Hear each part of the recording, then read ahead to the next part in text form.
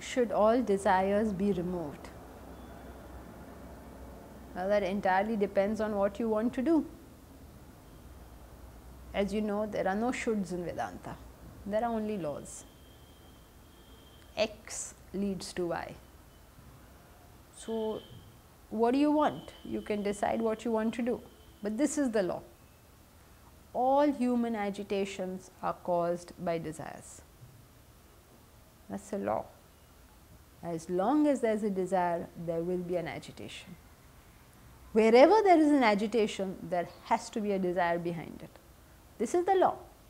Now, if you would like to have agitations, you are welcome to keep desires. If you do not wish to have agitations, you will have to remove desires. Entirely up to you. But should all desires be removed? Up to you. Desires cause agitations of the law. Some people argue with this and they say, but no, but there are good desires. There's what about the desire for knowledge?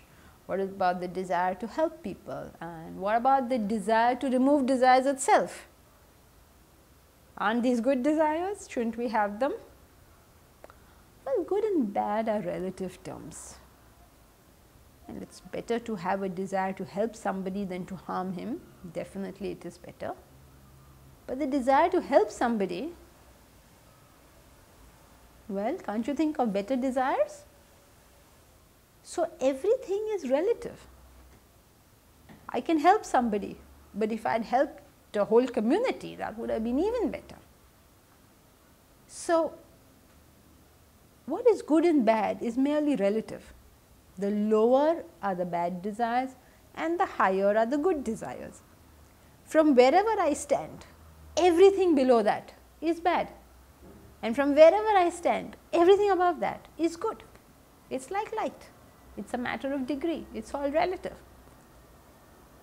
So, if you want to gain knowledge, for instance, that is a much better desire than wanting to gain any other random thing.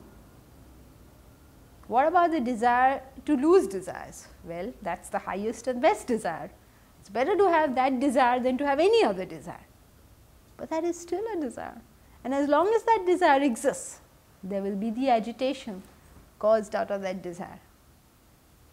The desire to remove all desires is really the desire for God, and the only way you can get God is if you drop all desires.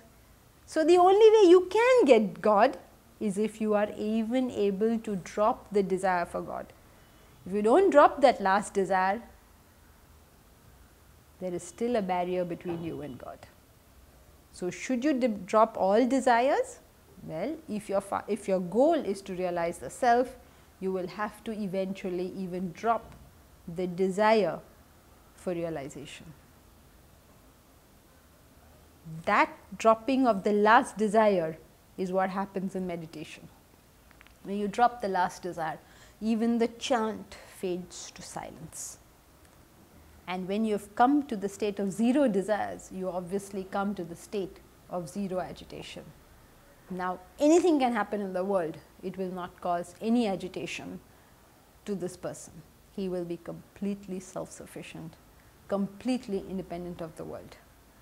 This is what you get if you are at zero desires.